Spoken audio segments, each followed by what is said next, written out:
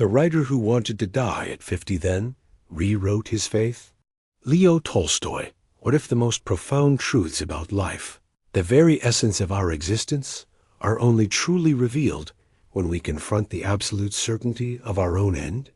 Imagine a man, a titan of literature, Leo Tolstoy, standing at the precipice of his 50th year, not in a moment of fleeting despair, but a deep existential dread that settled upon him like a shroud. He had achieved fame, wealth, and critical acclaim. His novels, War and Peace, Anna Karenina, were already masterpieces, resonating with millions. Yet, as the odometer of his life clicked over, a chilling question began to echo in the vast halls of his mind. What is the point of it all? This wasn't a question born of a bad day, but a profound, gnawing emptiness that threatened to consume him. It was the realization that all his achievements, all his experiences, were ultimately destined to be swallowed by the indifferent maw of oblivion. He felt a profound disconnect between the vibrant, passionate life he had lived and the cold, stark reality of its inevitable cessation. This crisis, this confrontation with mortality, became the crucible in which Tolstoy's faith, his very understanding of life's meaning, was forged anew. Many of us, perhaps, don't articulate this dread with the same literary force as Tolstoy. But the undercurrent is there. We see the passage of time not just in birthdays, but in the fading photographs, the growing distance between generations, the quiet hum of mortality that pervades our shared human experience. We build careers, nurture relationships, pursue passions, all while a silent clock ticks away.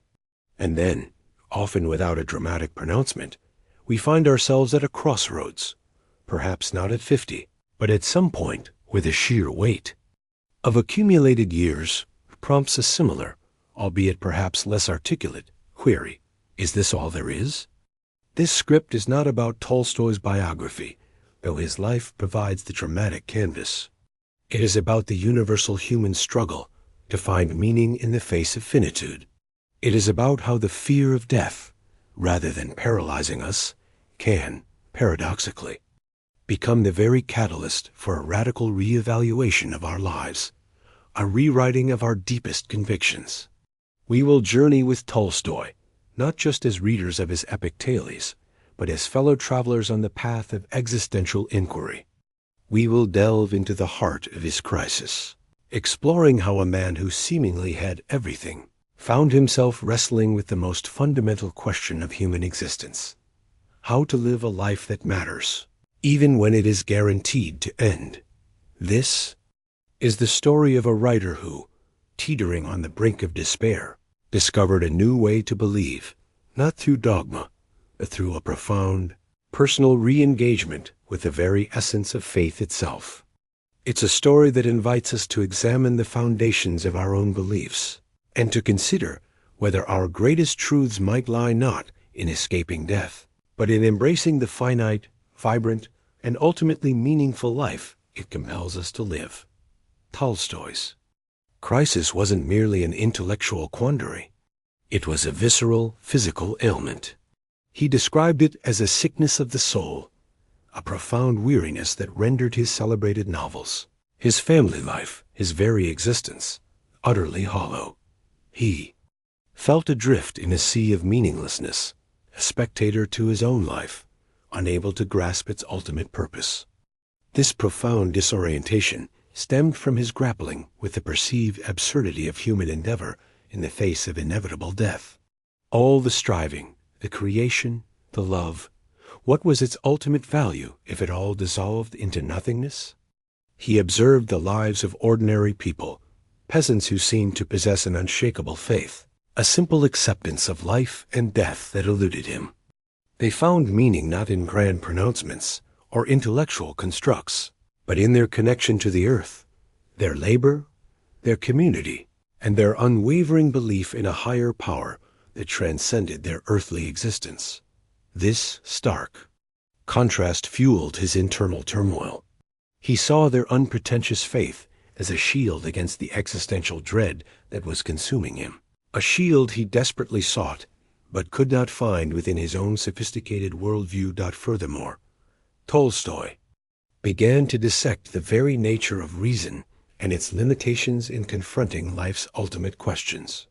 He concluded that rational thought, while invaluable for understanding the physical world and organizing society, was fundamentally inadequate for grasping the spiritual dimension of existence.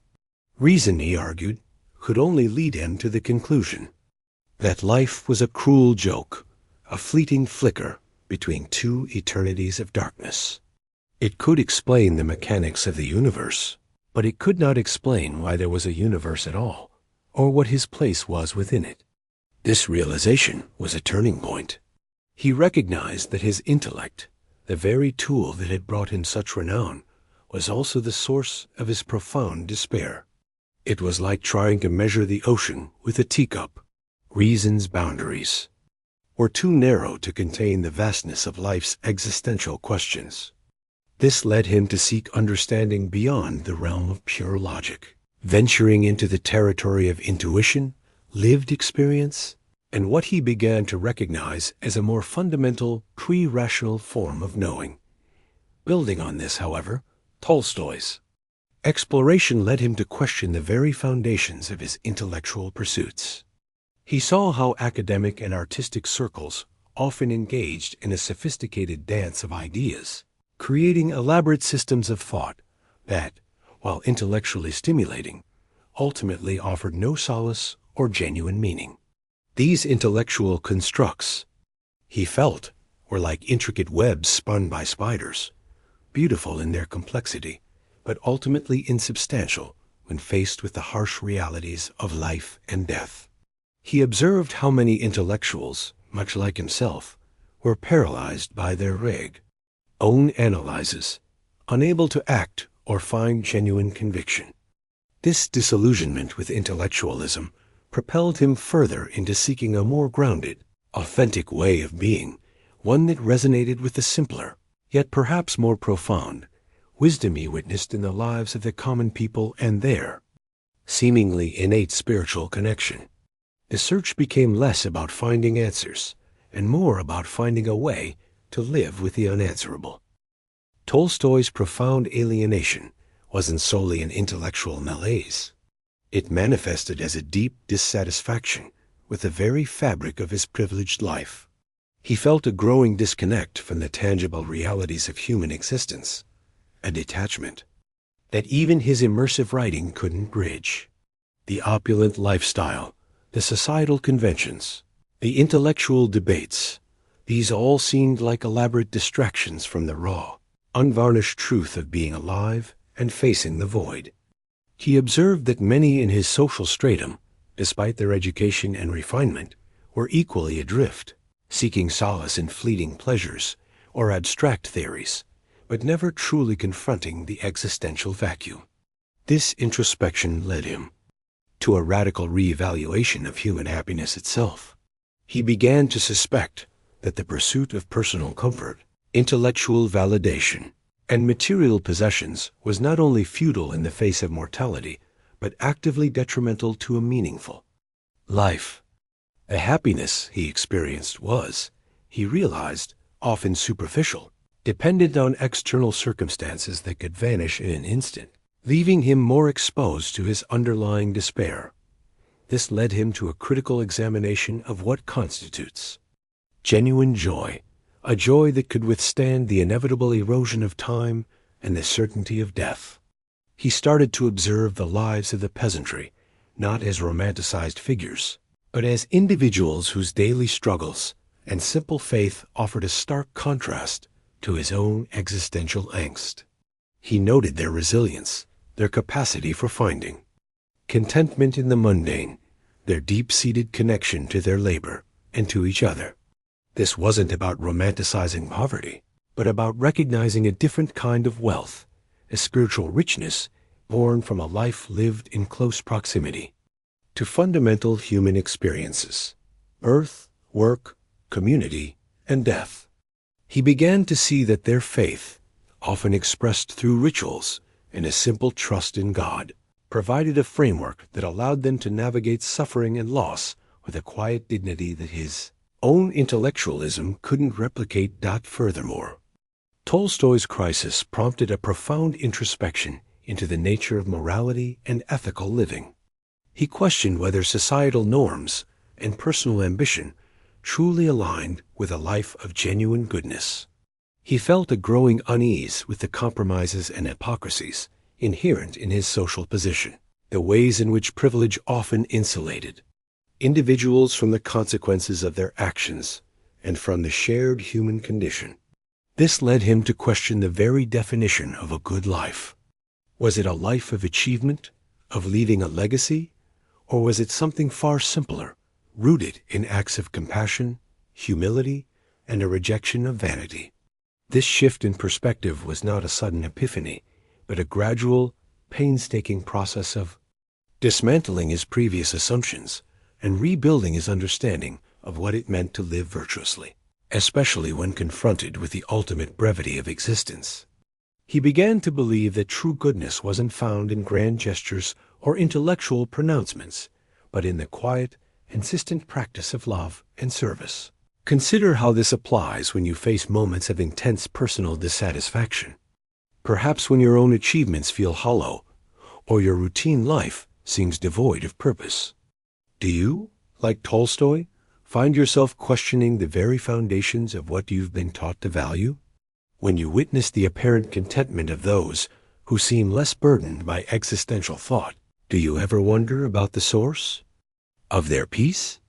This internal wrestling, this challenge to deeply ingrained beliefs about success and happiness, is precisely where the potential for a profound reorientation lies. It's in these moments of existential reckoning that we, too, can begin to examine whether our current pursuits are truly nourishing our souls, or if they are merely elaborate distractions from the more fundamental questions of life and death, and what truly constitutes a life well lived. This exploration into the nature of authentic joy and simple faith becomes a mirror reflecting our own deepest desires for meaning and connection. Tolstoy's profound introspection also led him to a critical examination of human connection and its role in confronting existential dread. He observed that superficial social interactions, driven by politeness or obligation, offered no genuine refuge from the feeling of isolation that mortality can impose. The true balm, he began to believe, lay not in the quantity of relationships, but in the depth and authenticity of shared experience. He witnessed how the peasants, bound by common hardship and mutual reliance, found a profound sense of belonging that transcended individual anxieties. This wasn't about shared intellectual pursuits or grand ambitions, but about the simple, tangible act of supporting one another through life's inevitable trials. His own family life, though filled with love, also presented a complex web of personal desires and societal expectations that, at times, seemed to obscure a more fundamental human solidarity. He started to question if his own emotional attachments, however sincere, were sufficiently grounded in a shared vulnerability that could truly withstand the ultimate solitude of death. Consequently, Tolstoy began to explore the idea of active love, not as an emotion, but as a deliberate practice, a conscious choice to engage with the world and its inhabitants with genuine empathy and a willingness to serve. This concept moved beyond mere sentimentality. It was about actively seeking out opportunities to alleviate suffering, to offer comfort, and to contribute to the well-being of others, even in small, unheralded ways. He saw this as a powerful counteragent to the self-absorption that existential angst can breed. By focusing outward, by dedicating oneself to the welfare of others, the individual ego and its anxieties about personal annihilation could recede, replaced by a sense of purpose rooted in a larger, interconnected human tapestry. This wasn't a path to immortality, but a way to imbue the finite span of life with an enduring significance that extended beyond the self. Building on this, however, Tolstoy also delved into the nature of suffering itself, questioning whether it was an inherently negative force to be avoided at all costs or a necessary component of a meaningful existence. He observed that the peasants, despite their hardships, often displayed a remarkable capacity for resilience and even gratitude, finding lessons and strength in adversity. His own intellectual struggles, while painful, had ultimately pushed him towards a more profound understanding of life.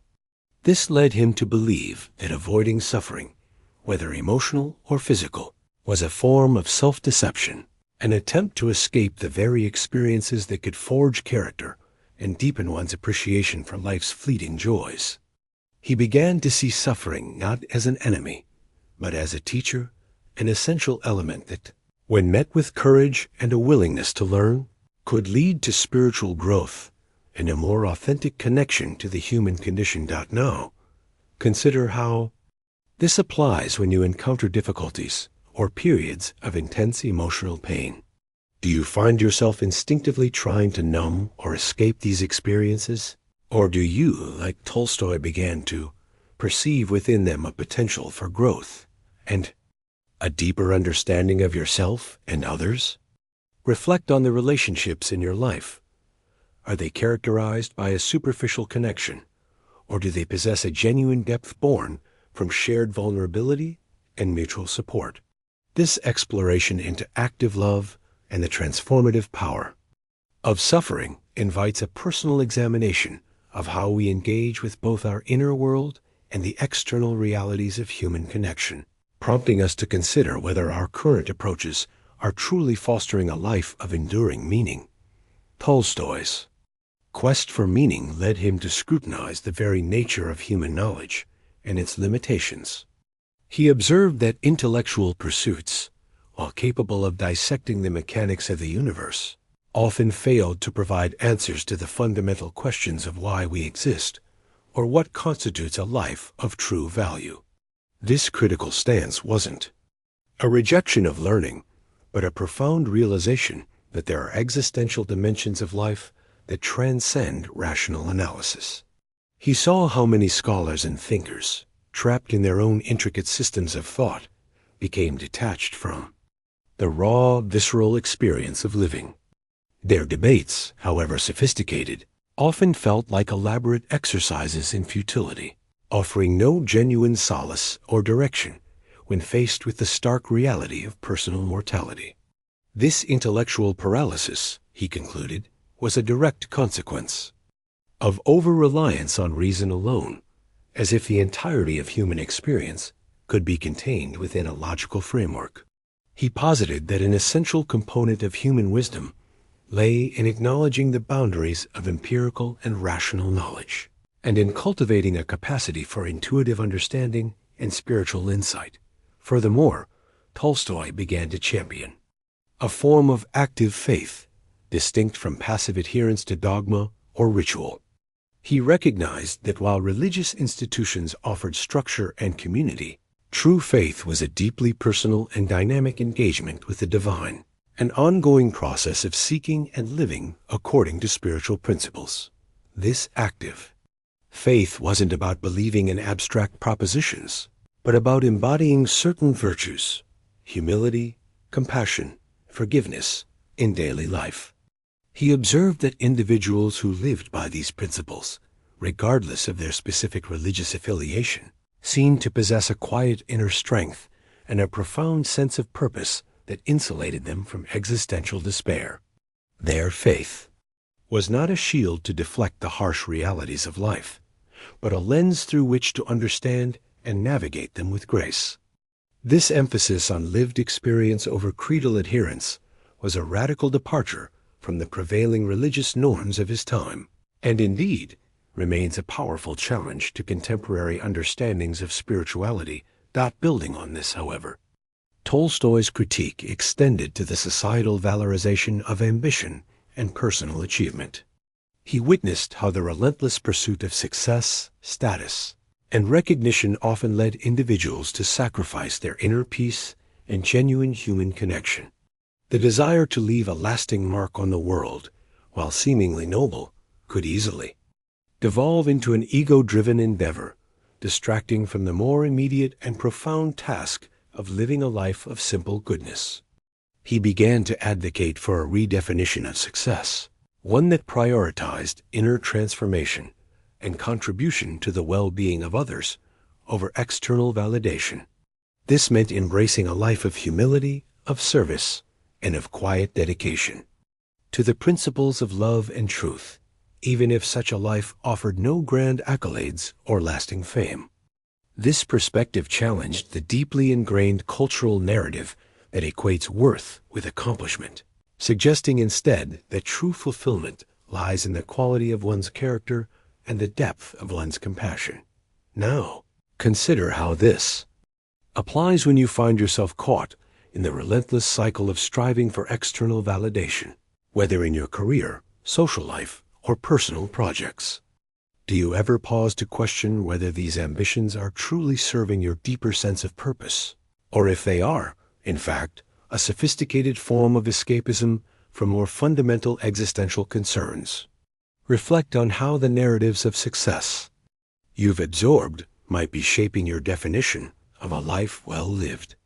This exploration into the limitations of intellectual knowledge and the practice of active faith invites a personal examination of whether your own pursuits are fostering genuine inner growth and contributing meaningfully to the world around you, or if they are merely elaborate distractions from the core questions of existence. Tolstoy's spiritual crisis also necessitated a radical re-evaluation of his relationship with societal structures and the institutions that govern them. He began to see how laws, governments, and even established religious doctrines, while ostensibly designed for order and guidance, often serve to entrench power, perpetuate injustice, and ultimately to distance individuals from a direct, unmediated experience of truth. This wasn't a call for anarchic rebellion, but for a profound personal disengagement from systems that he felt compromised one's moral integrity. He observed how adherence to these external frameworks could often become a substitute for genuine ethical reflection, allowing individuals to abdicate personal responsibility for their actions. The legal system, for instance, could punish overt transgressions, but it often failed to address the subtler, yet equally corrosive, forms of moral compromise that permeated everyday life. Similarly, he found that many religious observances had become hollow rituals, devoid of the living spirit they were meant to convey, serving more as social customs than as pathways to spiritual transformation. This led him to question the very notion of legitimate authority, suggesting that true authority stemmed not from man-made institutions, but from an inner moral compass guided by spiritual principles. Furthermore, Tolstoy's exploration led him to a deeper understanding of the nature of conscience, not as a mere internalized set of societal rules, but as a direct voice of divine truth within the individual. He believed that this inner voice, when heeded, would naturally lead one towards acts of love, compassion, and non-resistance to evil. This concept of non-resistance, a cornerstone of his later philosophy, was not about passive acceptance of injustice, but about refusing to participate in cycles of violence and retaliation. He argued that meeting aggression with further aggression only perpetuated the problem, creating a destructive feedback loop. Instead, he proposed a radical approach of meeting all forms of antagonism with unwavering love and a commitment to peaceful resolution, even at personal cost. This was a profound challenge to conventional notions of self-defense and justice, suggesting that true strength lay not in the capacity to inflict harm, but in the refusal to do so. Building on this, however, Tolstoy's engagement with the concept of simple living became a crucial practical application of his evolving faith. He began to shed the trappings of his privileged life, embracing a more austere existence that mirrored the lives of the peasants he so admired.